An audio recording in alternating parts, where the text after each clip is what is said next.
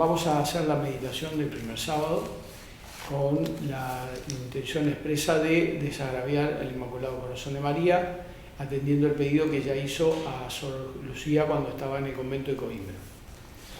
Este primer sábado de octubre tiene para nosotros los heraldos una connotación muy especial, porque el 3 de octubre se van a cumplir perfectamente 25 años del fallecimiento del profesor Plinio Correa de Oliveira, el inspirador de nuestro fundador, católico ejemplar, que además varios tuvimos la gracia de conocer, y que él tuvo una influencia muy importante en muchos de aquellos que hoy seguimos a Monseñor John Clark.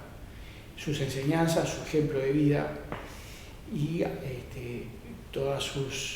la formación que él daba realmente marcó a varias generaciones de miembros de los heraldos del Evangelio.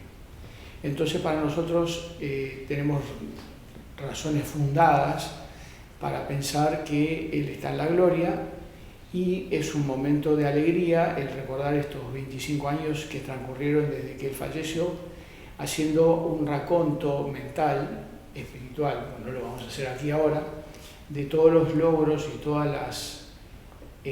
el crecimiento que tuvo aquella semilla que Él sembró en el alma y en el corazón de nuestro fundador, Monseñor John Clark, y de muchos de nosotros que tuvimos la gracia, como dije, de conocerlo. Entonces, indudablemente, el principal motivo es hacer un acto de reparación conforme lo que pidió María Santísima. Pero por otro lado también nosotros nos alegramos de resaltar esto y de recordarlo con cariño y con gran gratitud. Vamos a rezar para pedirle a María Santísima que nos ayude a que la meditación sea verdaderamente con fruto y que le sea agradable a ella como un acto de amor y de desagravio de parte nuestra.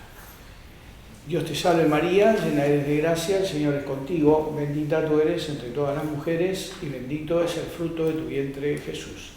Santa María, Madre de Dios, ruega por nosotros pecadores, ahora y en la hora de nuestra muerte. Amén.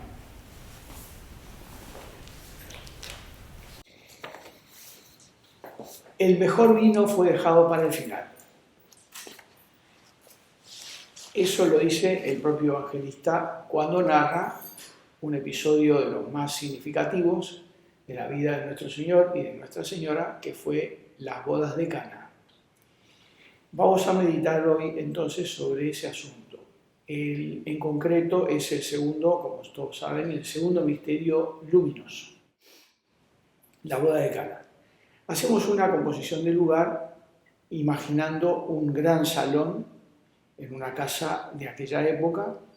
En ese lugar vamos a encontrar, aparte de los dos contrayentes o los miembros del matrimonio recientemente constituido, también los invitados, y estaba, como dice el propio Evangelio, Jesús y estaba también María. Jesús ha ido con los 5 primeros discípulos que ya tenía en ese momento y que lo venían siguiendo en su prédica y en su anuncio del reino.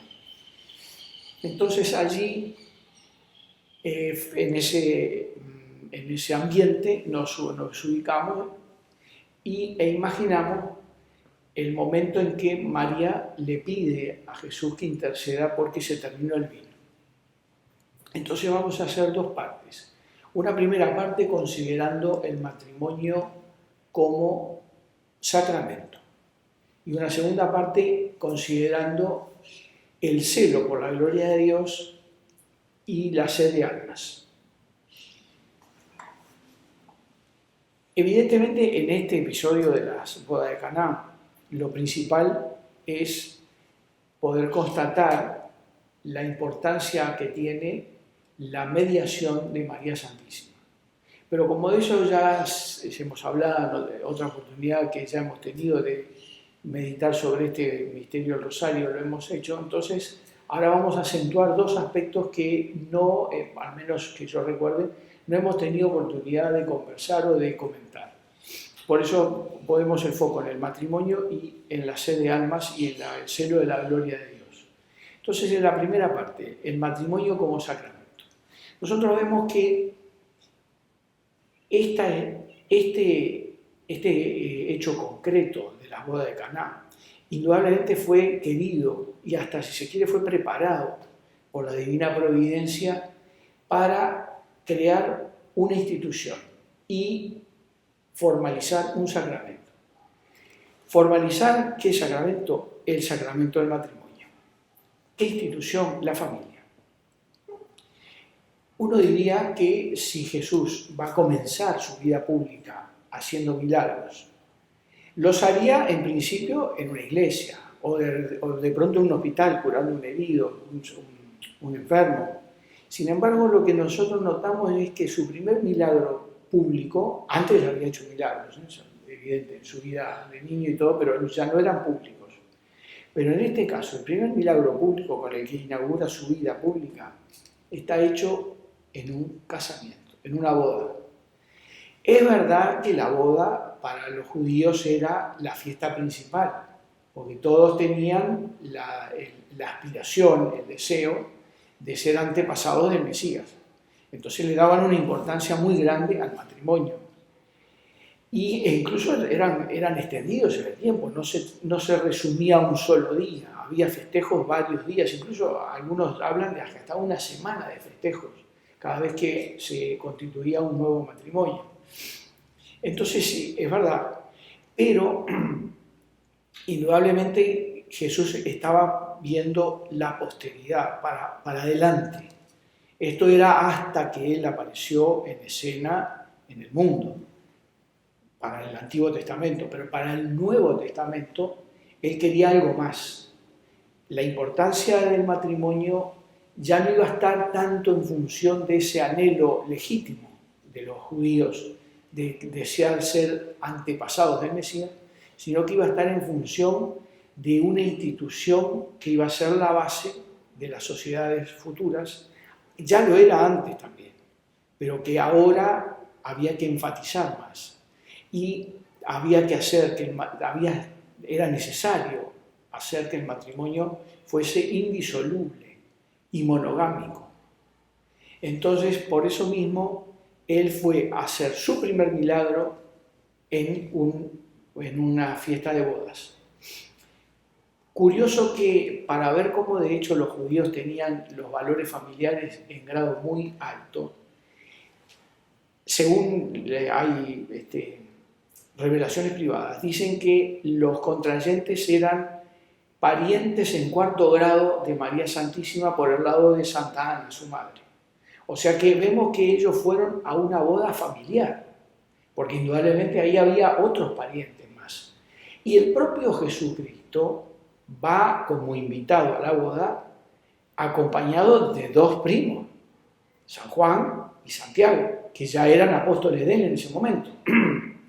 Estaban entre los 5 primeros. Eran primos, como lo dice el propio Evangelio en otros pasajes. Entonces uno ve que había todo un entorno familiar en ese momento allí, en la casa donde estuvo celebrando Jesús y María, estuvieron celebrando con los dos nuevos esposos. Una vez más vemos la importancia que los judíos le daban a la familia y a todo lo que era ese entorno familiar. ¿Cuántos invitados habría? No sabemos, pero en todo caso, indudablemente ahí había más familiares que estaban participando de ese festejo. Entonces, allí Jesús hace una oración al Padre, fue revelada a Sor María de Ágreda, una oración espléndida en la que él consagra y le pide al Padre que lo consagre al matrimonio cristiano para el futuro como uno de los 7 sacramentos que él iba a instituir. Y a partir de allí el matrimonio pasa a recibir una bendición muy especial de Dios y pasa a ser un sacramento. Entonces ahí vemos la importancia también que tiene de de hacer un matrimonio bien constituido, que va a recibir la bendición de Dios y que va a, en este caso concretamente, a ser merecedor de la presencia del propio Hijo de Dios y de su madre entre los invitados. ¿Cuánto habrán agradecido esos esposos el hecho de haber podido invitar y haber podido tener entre sus invitados a esas dos grandes personas de la época, y que luego ellos vendrían a saber que eran ni más ni menos que el Salvador del mundo y la corredentora del mundo? Entonces ahí tenemos un empeño que tuvo Jesucristo en sus primeros pasos de vida pública de consagrar el matrimonio como algo sagrado, algo que recibe o puede, si los contrayentes lo desean, como deben, recibir la bendición de Dios, y de esa manera van a recibir, junto con la bendición, un influjo de gracias que se extiende y se puede renovar, indudablemente, a lo largo de la vida que ellos tengan que hacer en común para sortear las dificultades, para sobrellevarse mutuamente, para santificarse, que esa es la finalidad primera, ellos y sus hijos, santificarse ellos y sus hijos. Y de esa forma incluso es que concretan la gloria de Dios, que es la finalidad de todo ser humano en esta tierra: amar, conocer y servir a Dios. Fue en ese contexto que justamente María Santísima intervino cuando vio que había ocurrido algo que era un desastre. En esa época no existía ni supermercados, ni lugares cercanos donde conseguir refrescos o cosas de las que conocemos hoy en día, y por lo tanto el agua y el vino eran claves. Y justo vino a faltar el vino. Y fue precisamente lo que motivó la intervención de María Santísima para que Jesucristo hiciese una primera manifestación de su poder y de su gloria. En este momento en que precisamente la institución familiar ha decaído tanto y está prácticamente en crisis, como se puede decir, en mayor o menor grado en todo el mundo y en todas las sociedades, es interesante y nos interesa, nos importa hacer notar justamente este aspecto que tuvo ese episodio en el cual participaron Jesús y María asistiendo a una boda de personas emparentadas con ellos. Pasamos al segundo punto de la meditación ahora, que es, como dijimos, el celo por la gloria de Dios y la sed de almas. Son dos cosas que van juntas. Vean ustedes una cosa impresionante.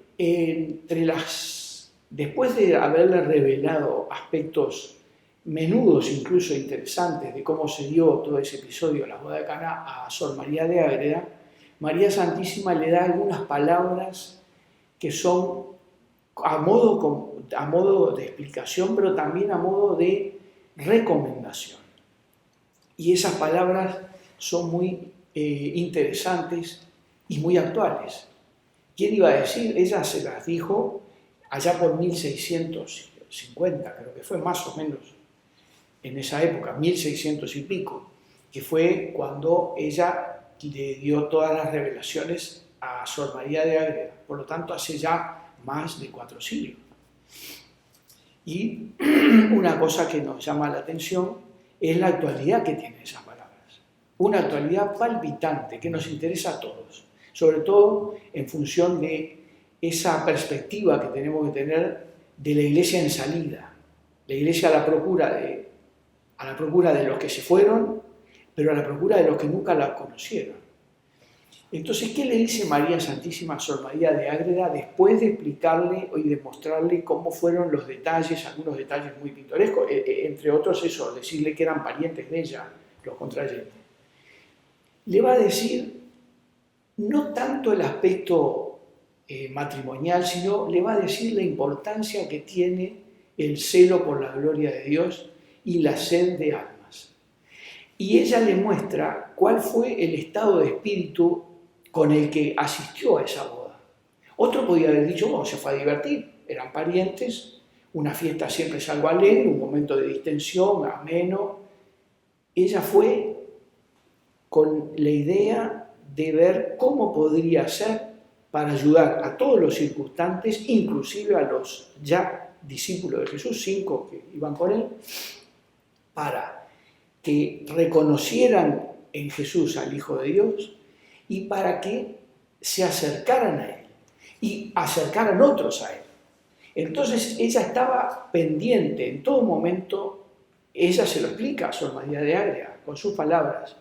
No estaba yo tanto interesada en aprovechar ese momento ameno y feliz, sino estaba interesada en aprovechar ese momento para ver cómo podría ser que Jesús manifestara su gloria y cómo podría ser que los presentes se unieran más a Él y trajesen otros, ya que Él ya había empezado la vida pública y ella coadyuvó, ella fue corredentora, ayudó, fue inclusive, hizo su prédica también junto con Él. Entonces, por eso que ella estaba tan pendiente de cómo se desarrollaban las cosas, dice incluso ella que no hablaba mucho, estaba escuchando más lo que hablaba su hijo, su divino hijo, obvio, y ella estaba pendiente y vio la oportunidad en el momento en que faltó el vino, que como decíamos antes, era una catástrofe, una fiesta de esas. Entonces, viendo que esa era la oportunidad, intercede ante su hijo para que él haga algo que lo muestre como verdaderamente hijo de Dios. Y Jesús le dice que no es la hora todavía, curioso. Pero acá viene esa manifestación que tantas veces es comentada de la importancia que tiene la mediación de María y la súplica de María. Ella como que hace de cuenta que no lo escuchó bien lo que él dijo. Entonces ya llama a todos los que estaban vinculados al servicio en ese momento de la mesa y le dice, hagan todo lo que él les diga. Y ellos entonces se ponen a disposición de Jesús, que les va a indicar que llenen esas tinajas que había allí, seis tinajas de agua, y que luego distribuyeran. El milagro se resume en eso, que llenen de agua y que distribuyan. Él ni siquiera se paró para bendecir el agua, simplemente así. Cuando fueron a sacar el agua ya era vino. ¿Y qué vino? El mejor vino. Histórico vino.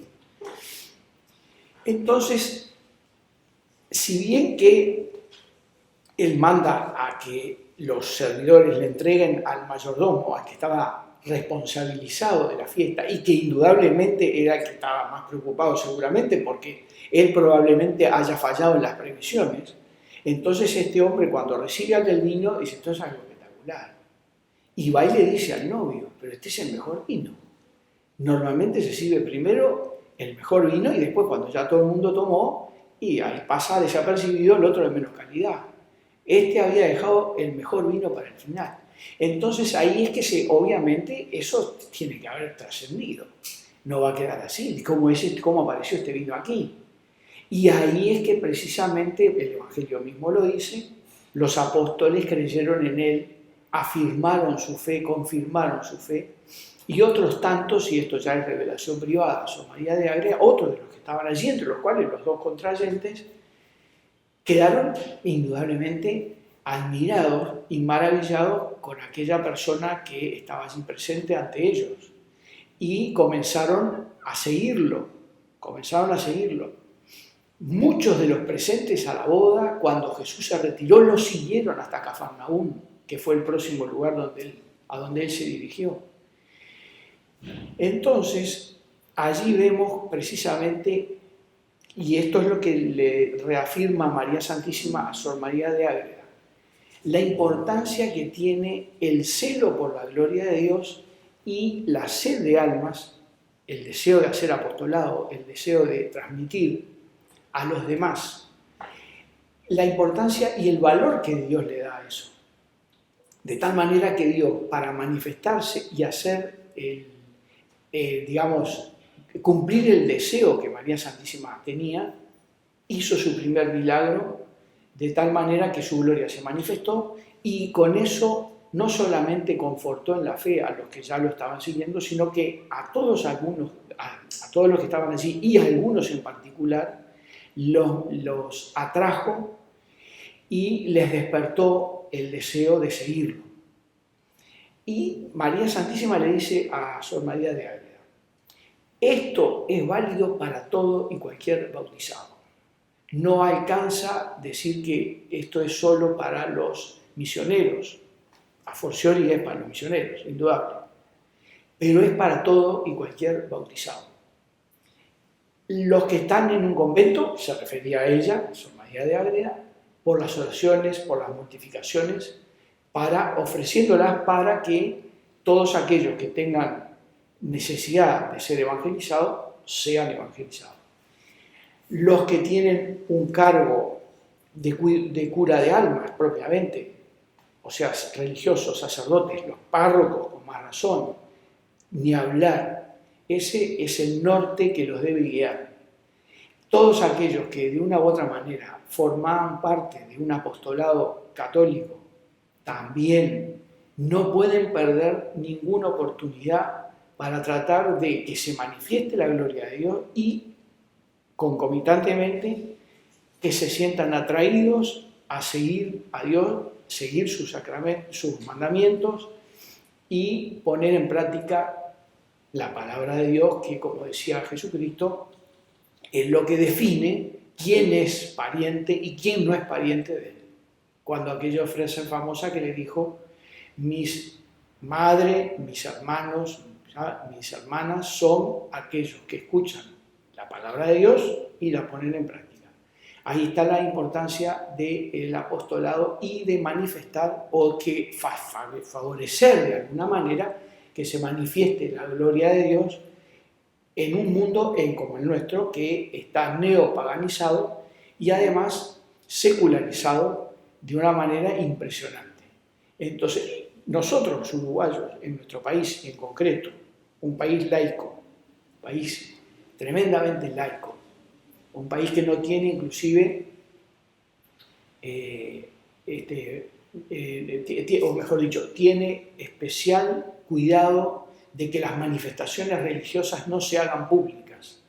Con mucho más razón a nosotros, católicos, y que queremos que la Iglesia esté en salida para buscar recuperar terreno y para buscar a los que no la conocen, para nosotros esta enseñanza tiene que ser vital y nos tiene que ayudar a tener siempre presente y muy concretamente presente la necesidad de, estando en el medio en que estemos y obviamente teniendo en cuenta las circunstancias y las conveniencias, tratar de que siempre una semilla quede, algo que nos muestre como católicos, algo que nos muestre como seguidores de Cristo y algo que demuestre que nosotros queremos atraer a Cristo a otros tantos.